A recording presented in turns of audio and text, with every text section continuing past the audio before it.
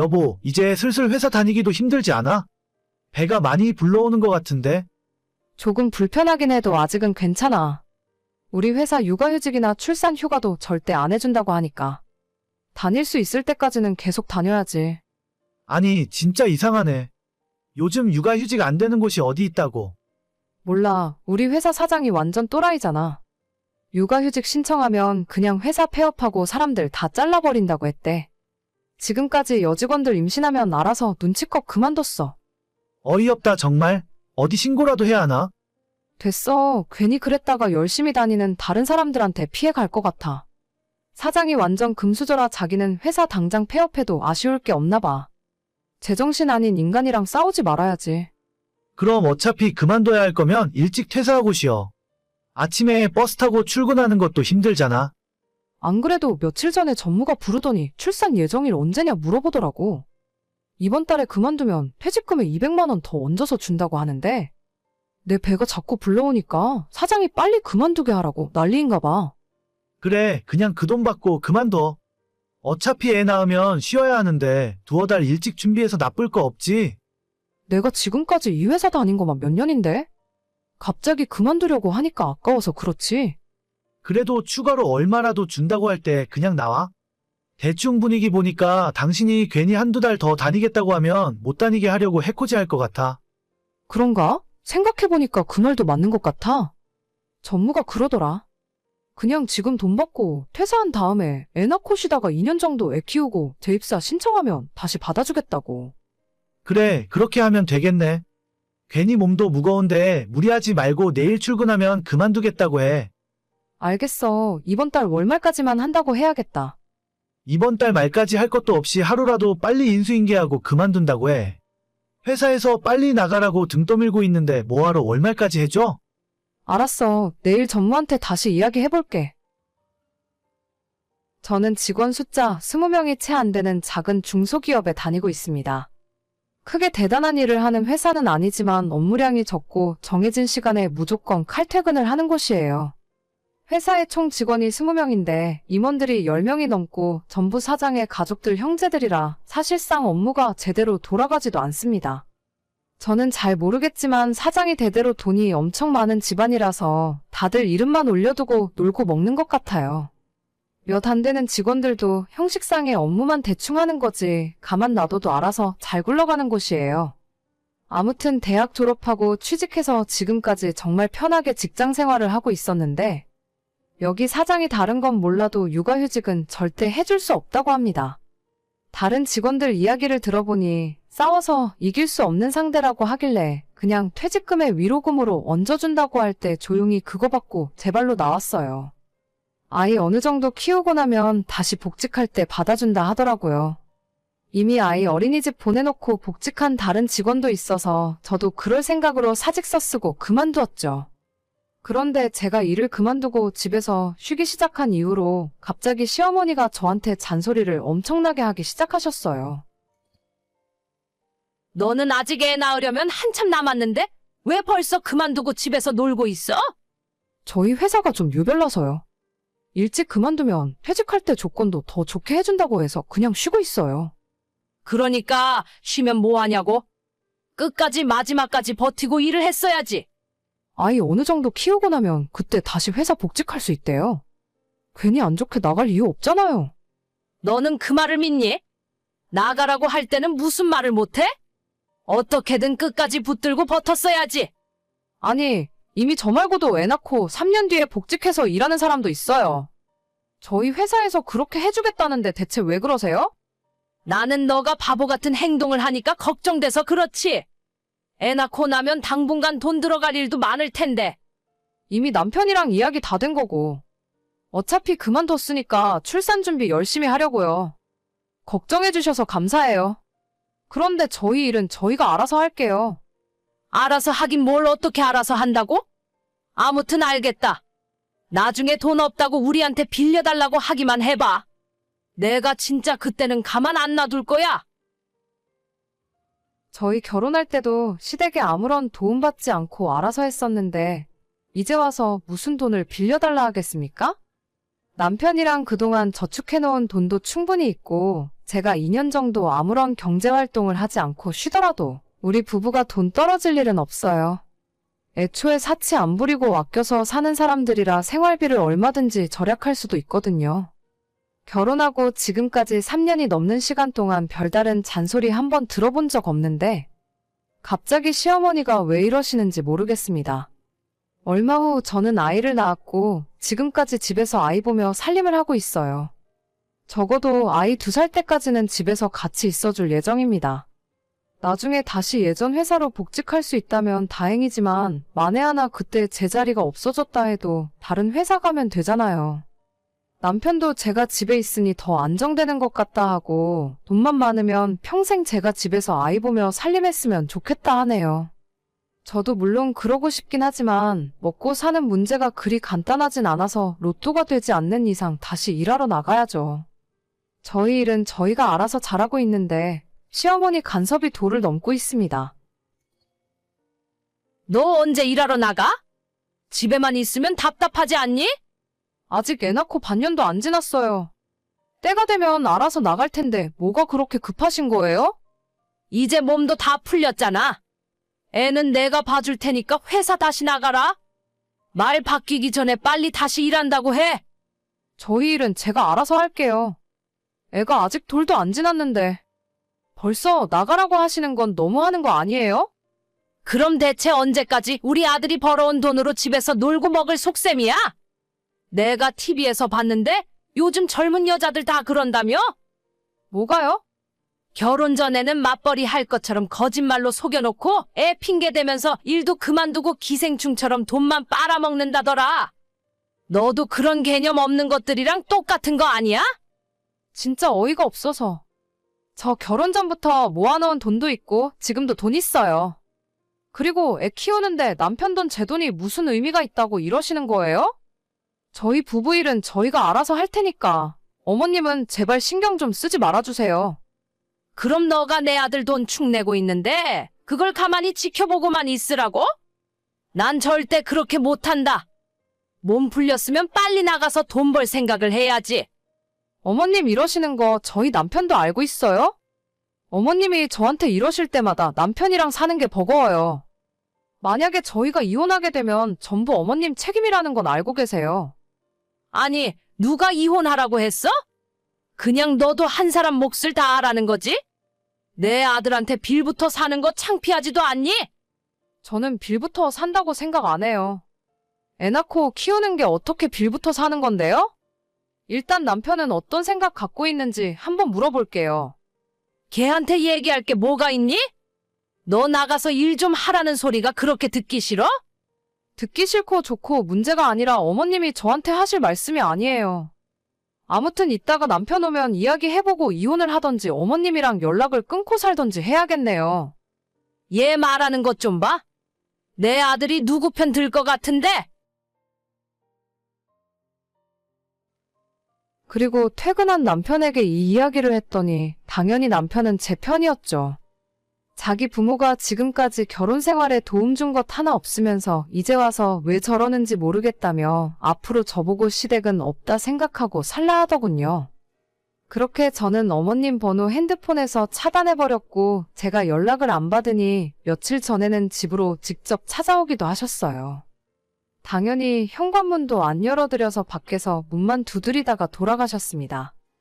집에서 손주 키우는 며느리가 그렇게 못마땅하신 것 같은데 앞으로 평생 눈에 안 띄도록 인연 끊고 살면 될 것 같아요. 여보, 나 회사에 급한 일이 생겨서 지금 바로 지방에 출장 가야 할 것 같네?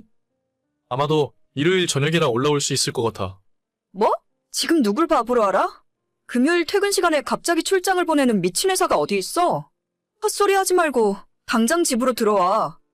아, 진짜라니까? 내가 당신이랑 우리 오성이 먹여 살리기 위해서 이렇게 열심히 일하는구만. 아무튼 지금 당장 출장 준비해서 내려가야 하니까 집에 못 들릴 것 같아. 지방 현장이 너무 바쁘고 전화통화도 잘 안 될 거야. 올라와서 내가 연락할게. 주말에는 집에서 아이랑 놀아주기라도 해야지.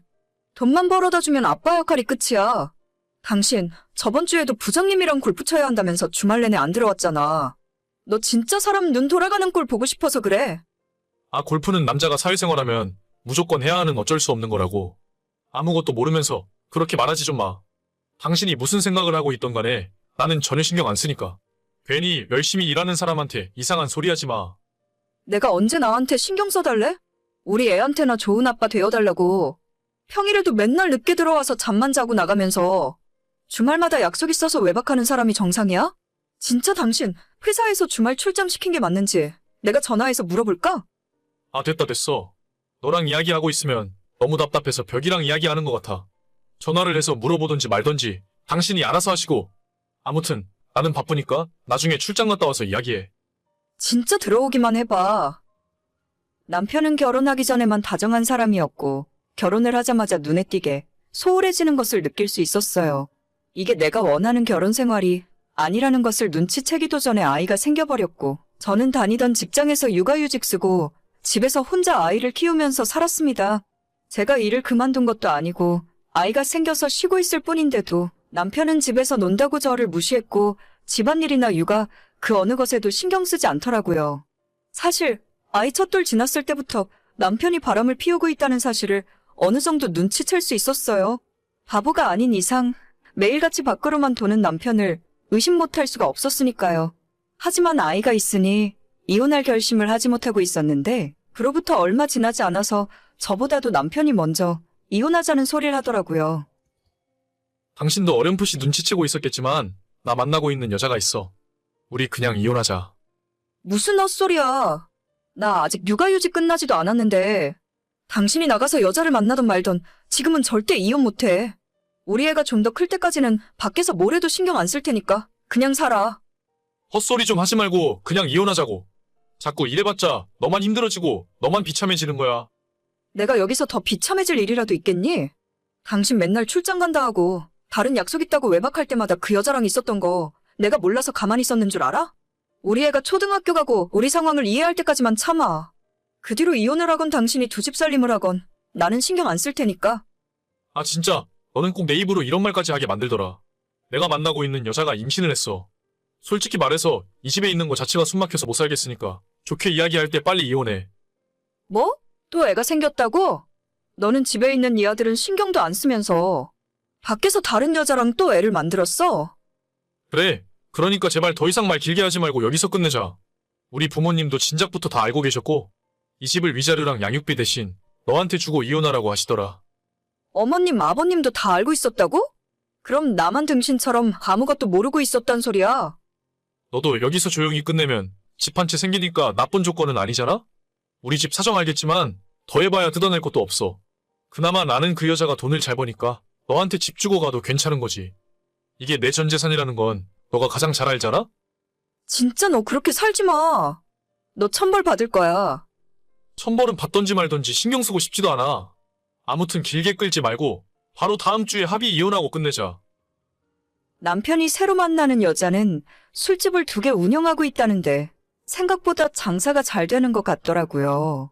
시부모가 돈이 있는 것도 아니고 남편이 재산이라고 할 만한 것도 저희가 살고 있는 이 집이랑 낡은 중고차 한 대가 전부라는 것도 제가 누구보다 잘 알고 있었습니다. 더 이상 짜내봐야 나올 것도 없는 사람이라서 정말 집을 받는 대가로 다른 조건 없이 양육권 받고 남편이 친권 포기각서까지 쓴 뒤에 이혼에 합의해주고 말았어요. 최소한 아이 20살까지 양육비는 줘야 하는 거 아니냐고 했더니 남편은 자긴 재혼하자마자 다니던 직장 그만두고 그 여자 뒷바라지하면서 살 생각이라서 수입도 없을 거랍니다. 양육비 받아내고 싶으면 얼마든지 해보라고 하는 말에 그냥 다 포기했어요. 저도 더 이상 안 되겠다 싶어서 바로 이혼했고 그 뒤로 2년이란 시간이 지났습니다. 친정부모님 도움받아가며 아이는 잘 키우고 있고 저도 직장 복귀해서 열심히 일하면서 살고 있었어요. 하지만 최근 들어서 자꾸 전 남편에게 연락이 오더라고요. 내가 진짜 그때 그런 선택을 하는 게 아니었는데 우리 아들 오성이는 잘 지내고 있는 거지? 얼마나 컸을까? 사진 보고 싶다. 사진 있으면 좀 보내주라. 오성이가 왜 당신 아들이야? 괜히 헛소리 하지 말고 나한테 다신 연락하지 마. 자꾸 짜증나게 하면 번호까지 차단해버릴 테니까. 아니, 내가 아무리 밉다고 해도 어쨌든 생물학적으로 내가 오성이 친아빠인 건 맞잖아. 나중에 우리 애가 아빠 보고 싶다고 하면 어쩔 셈이야? 내일은 내가 알아서 할게. 제발 신경 쓰지 말고 당신이나 알아서 살아. 나도 그러고는 싶은데 솔직히 너무 힘들어. 지금 와이프가 밖에서 돈 버니까 나는 집에서 혼자 살림하고 아이 보고. 또 너도 들어서 알 거 아냐? 우리 딸이 몸이 좀 불편한 거. 그게 나랑 대체 뭔 상관인데. 이혼한 뒤로 오성이 생일에 축하한다고 전화 한 통화 한 적 있어? 이제 와서 재혼 생활이 힘드니까 나한테 연락하는 이유가 뭔데. 우리 다시 합실까? 내가 예전처럼 나가서 열심히 일할게. 오성이를 위해서라도 아빠가 있는 편이 낫잖아? 나 진짜 이 집에서 더 이상 못 살겠어. 애 엄마는 맨날 술 먹고 새벽에 들어오고 나는 하루 종일 아픈 애 때문에 시달리는데 너무 답답하고 힘들어서 미쳐버릴 것 같아. 자꾸 우리 오성이 생각만 나고 오성이한테 못해준 게 생각나서 미안해 죽겠더라고. 우리 애한테 당신이 진짜 미안한 감정이 조금이라도 있다면 그냥 앞으로 다시는 애 앞에 나타나지 않는 게 도와주는 거야. 아니 너무 매몰차게 그러지 말고 내 이야기도 한번 자세히 들어봐봐. 그때는 지금 애 엄마가 아이 생겼다고 해서 내가 잠시 정신이 어떻게 됐었나 봐. 이혼한 경력 있는 여자인 줄 알았으면 나도 애초에 시작도 안 했지. 이혼한 경력이 뭐가 어때서? 나도 너가 바람 피는 바람에 졸지에 이혼녀가 됐는데 전부 너가 자초한 일이고 자업자득이라 생각해. 더 이상 이딴 연락 받고 싶지도 않다. 그동안은 혹시나 애한테 무슨 일이라도 생기면 애 아빠가 필요할지도 모르겠다는 생각에 당신 번호 그대로 놔두고 있었는데 이젠 차단해도 될 것 같네. 다신 나한테 연락하지 마. 아니 그게 무슨 소리야? 나도 애 얼굴 보고 싶고 오성이한테 좋은 아빠가 되어주고 싶어. 나한테 한 번만 더 기회를 달라니까? 여보 제발 일단 만나서 이야기하자. 내 이야기 듣고는 있는 거야. 저 인간은 몇 년이 지났지만 전혀 변한 것이 없더라고요. 애 낳고 감당 못하면 도망치는 것이 취미인가 봐요. 저랑 헤어지고 몇 달 뒤에 그 여자와 바로 재혼했었는데 결혼하고 나서 알고 봤더니 그 여자가 이미 한 번의 이혼 경력이 있었고 딸이 있었는데 남자 쪽에서 데려간 상황이라 하더라고요. 그건 크게 상관없었는데 그 여자와 제 전남편 사이에서 태어난 아이가 태어나자마자 많이 아프더니 결국 영구적으로 치료할 수 없는 문제를 안고 살아야 해서 24시간 보호자가 옆에 붙어 있어야만 하는 상황이래요. 여자가 경제권을 쥐고 돈을 벌어오고 있으니 당연히 전 남편이 집에서 살림을 하고 하루 종일 아이 돌보는데 집중을 하고 있더라고요. 그게 너무 힘드니까 다시 저랑 우리 아들에게 돌아오고 싶은 것 같은데 제가 정신이 나갔습니까? 다른 여자 좋다고 애까지 생겨서 이혼한 전 남편을 지금 이 와중에 다시 받아주게요? 아마 우리 집에 다시 돌아온다 하더라도 조금만 자기가 힘들어지고 책임져야 할 상황이 생기면 또 저랑 아들을 내버리고 도망칠 놈이에요. 한 번 그랬던 인간이 두 번, 세 번이 어렵겠습니까? 이제는 진짜 번호를 차단해서 연락 올 일도 없고 만나자고 해도 절대 그럴 생각 없어요. 그 인간이 천벌을 받길 매일 기도했었는데 이런 식으로 제 기도를 들어주실 줄은 몰랐네요. 오늘의 사연은 여기까지입니다. 구독과 좋아요, 알림 설정은 많은 힘이 됩니다. 다들 행복하시고 좋은 하루 되세요.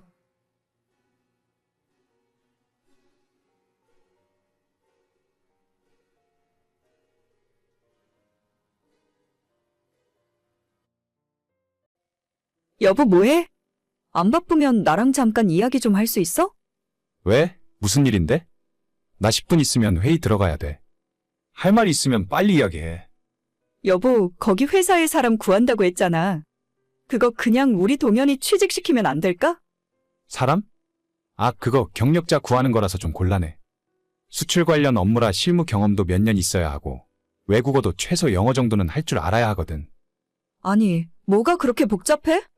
그냥 당신 작은아빠한테 이야기해서 한 자리 해주면 안 되는 거야? 아까 엄마한테 연락 왔었는데 내 동생 취직 자리 알아보고 있나 봐. 처남? 우리 회사랑 잘 안 맞을 것 같은데. 작년에 하던 일 있잖아. 당분간 그거라도 열심히 하고 있으라고 해. 배달?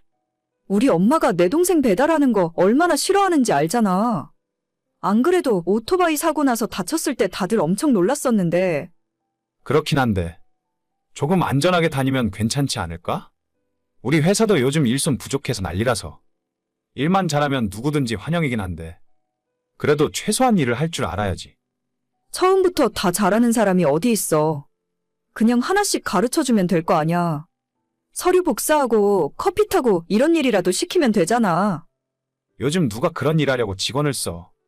안 그래도 업무할 사람 부족해서 난린데 다른 사람도 아니고 당신 작은 아빠가 사장인데 그 정도는 해줄 수도 있지 않아? 작은 아빠 회사니까 더 곤란하지. 괜히 문제라도 생기면 서로 불편해질 게 뻔하잖아. 우리 회사는 전부 사무직 자리밖에 없어서 조금 힘들 것 같고. 내 친구 광수 알지? 광수? 누구지? 기억이 안 나네. 아니, 왜 저번에 우리 집들이 때도 왔었잖아. 안양에서 작은 공장하고 있다는 친구. 그 친구가 요즘 한국인 직원 뽑기 힘들다고 하던데. 그쪽에 소개시켜줘봐. 공장? 아무리 그래도 공장은 좀 그렇지 않아? 일단 어느 회사든지 다니면서 경력을 좀 쌓아야지. 처남이 지금까지 제대로 된 회사 생활도 안 해봤잖아. 배달 오토바이 타는 게 싫으면 일단 아무 회사라도 다니면서 생산직으로라도 경력을 좀 쌓고 이직을 노려보는 게 나을 것 같은데. 그런가? 일단 우리 엄마한테 물어볼게. 장모님이 아니라 처남한테 직접 물어봐야 하는 거 아니야? 당사자한테 말을 해야지. 걔는 그냥 우리 엄마가 하라면 해. 알겠어. 그럼 장모님이랑 한번 이야기해보고 연락 줘. 나도 광수한테 한번 물어볼게. 아내와 결혼한 지 3년이 지났어요. 아내는 대학 졸업하고 한 번도 사회생활을 해본 적이 없습니다. 저는 작은 아버지 회사에서 일을 하고 있고 해외 출장이 잦아서 집을 비우는 경우가 많아요. 힘든 일을 하고 있지만 웬만한 회사 과장 이상의 연봉을 받고 있기 때문에 지금 하는 일에서 만족을 하고 있죠. 작은 아버지에게는 아들 없이 딸만 둘인데 사촌 동생들은 회사 일에는 아무런 관심도 없어서 저한테 일을 다 가르쳐주고 계세요. 아무튼 문제는 처가인데 아내도 직장생활 해본 적 없이 저랑 결혼해서 전업주부로 살고 있지만 처남 역시 제대로 된 회사를 다녀본 적이 없어요. 예전에 고등학교 졸업하고 작은 회사에 들어갔다가 석 달도 못 채우고 그만뒀다고 하는데 그 이후로 배달일이나 일용직을 하면서 살았습니다. 처남 나이도 이제 30이 넘었고 앞날이 보이지 않는 상황에서 장모님이 저한테 처남 취업을 부탁해왔습니다. 제가 다니는 회사는 도저히 자리가 없어서 친구 회사를 소개시켜줬고 나름 제 지인이라고 연봉도 기존 직원들보다 많이 주기로 했는데 겨우 2달 만에 그걸 또 못 참고 그만두겠다고 난리였어요. 이서방, 어떻게 회사를 소개시켜줘도 그런 회사를 소개시켜주나? 우리 아들이 다닐 만한 제대로 된 곳을 해줘야 할 거 아니야? 거기 나쁘지 않은데 처남은 왜 또 그만둔다고 그러는데요? 맨날 잔업시키고 늦게 집에 오는데 내가 그냥 그만두라고 했어. 늦어도 6시면 딱 끝나고 집에 와야지.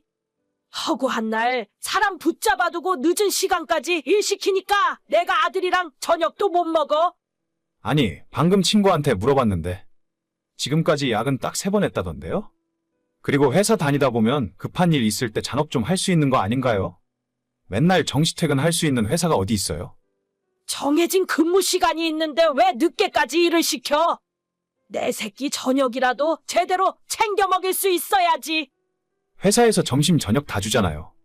장모님 요즘 그 정도 회사 잘 없어요. 까놓고 말해서 처남이 좋은 대학 나온 것도 아닌데 연봉 4,500만 원이면 웬만한 회사 대리보다 더 많이 받는다고요.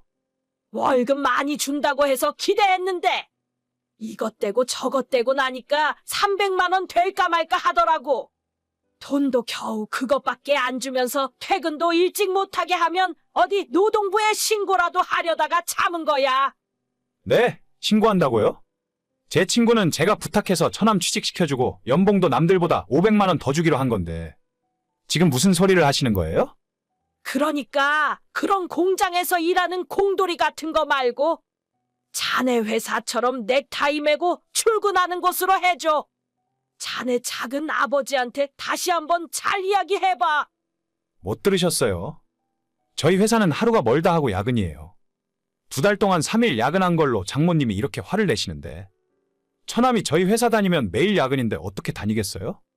아니, 그게 또 회사마다 다른 거지. 공장에서 백날 늦게까지 일해봐야 아무 소용도 없잖아. 좋은 회사 다니면서 많이 배우고 야근을 하면 그건 또 다른 문제지. 죄송해요. 저 그렇게는 못하겠습니다. 웬만한 대학 나온 사람들도 업무 적응을 못하는데 처남은 여기 못 다녀요. 시키면 다 똑같이 하는 거지 뭐가 문제야? 남들이 보면 엄청 대단한 대기업 다니는 줄 알겠네. 유세 떨기는.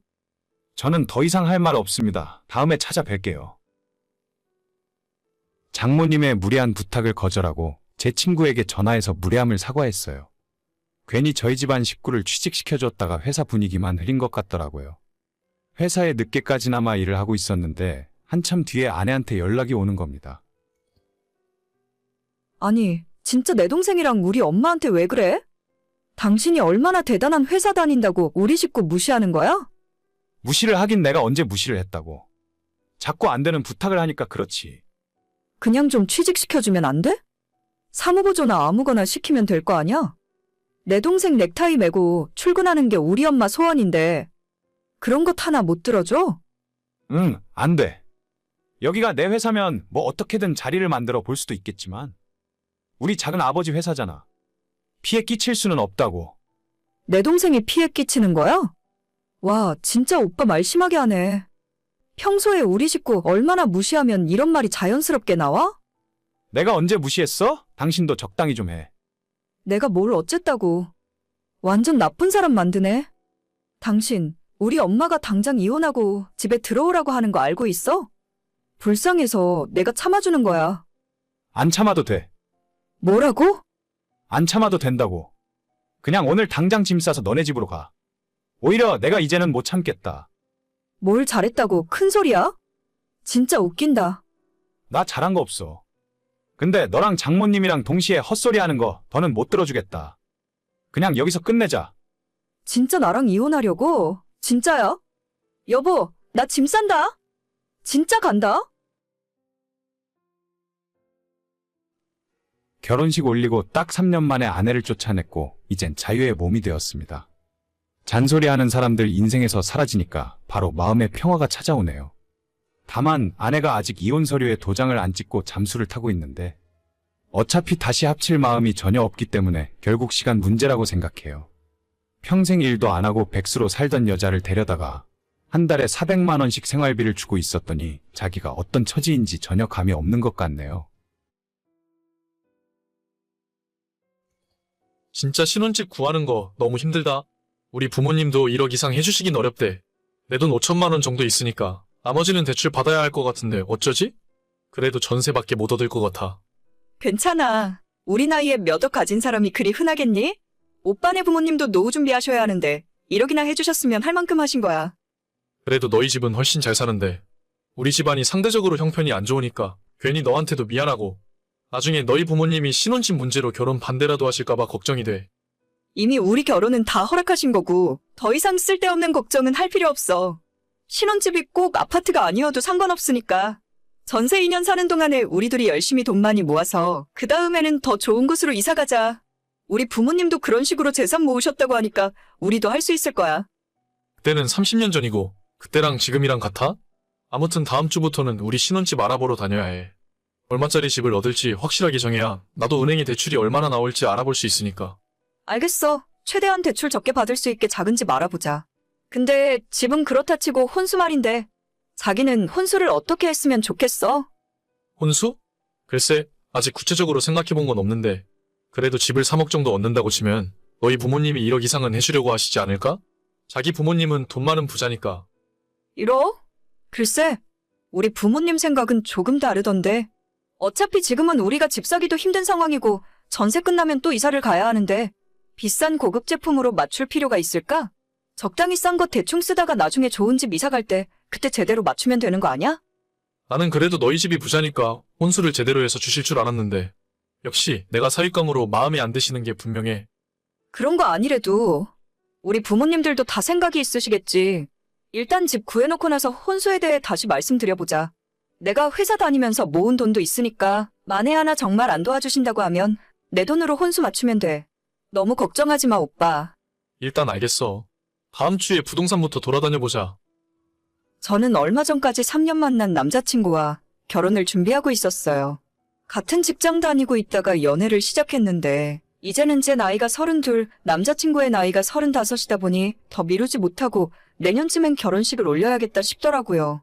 직장은 어디라고 말하긴 좀 그렇지만 연봉이 높지 않은 대신 안정적이고 대부분의 사람들이 정년까지 다닐 수 있는 곳입니다.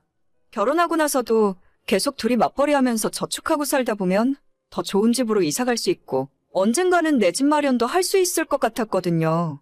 남자친구의 집안은 그냥 평범한 분들이고 두 분 모두 열심히 사셨기 때문에 노후 걱정은 크게 하지 않아도 될 정도였어요. 저희 결혼할 때 부모님이 도움을 안 주셔도 저는 괜찮았는데 남자친구 입장과 그쪽 부모님들 입장에서는 그게 아니었나 보죠. 집은 정말 그 정도면 괜찮을 것 같아. 오늘 본 걸로 결정하자. 그래도 너무 작지 않아? 안 그래도 아파트 못 가서 미안한데. 기왕이면 빌라로 얻더라도 방 3개 있는 신축 빌라로 하지. 요즘 뉴스 못 봤어? 신축 빌라 전세 얻었다가 사기당하는 사람이 얼마나 많은데. 조금 낡았어도 오늘 본 곳이 지하철역에서도 가깝고 골목에 편의점도 있고 밝아서 위험하지도 않은 것 같아. 무엇보다 우리가 대출 안 받고도 충분히 전세 얻을 수 있잖아. 어차피 우리 부모님이 1억을 해주기로 하셨으니까 대출 받아서 더 좋은 곳으로 가지. 어째 나는 좀 기분이 그렇다.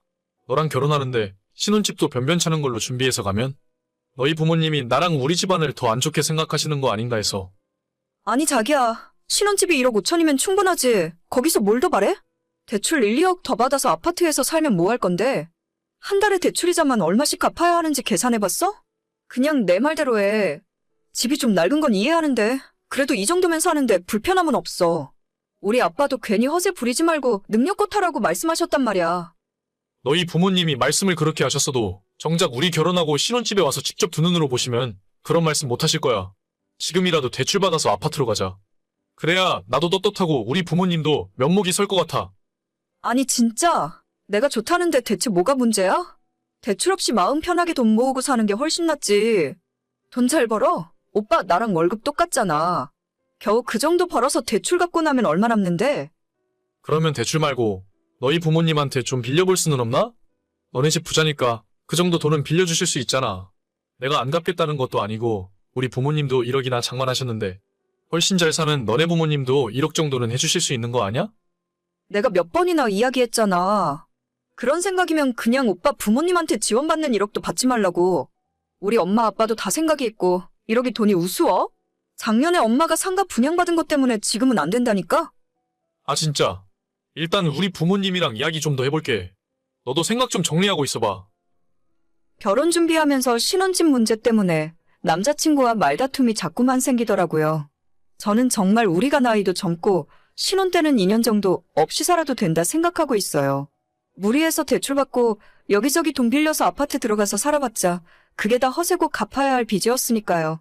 애초에 처음 결혼 이야기 나왔을 때 남자친구에게 5천만 원이 있다고 했고 저는 그것보다는 조금 더 모아놓은 돈이 있었기 때문에 1억 정도의 예산을 맞춰서 집을 구하고 남은 돈으로 살림살이 싸게 맞춰서 시작할 생각이었어요. 하지만 남자친구가 먼저 자기 부모님을 졸라서 결혼자금 1억을 지원받기로 하더니 그 뒤로 점점 저한테 눈치 아닌 눈치를 주더라고요.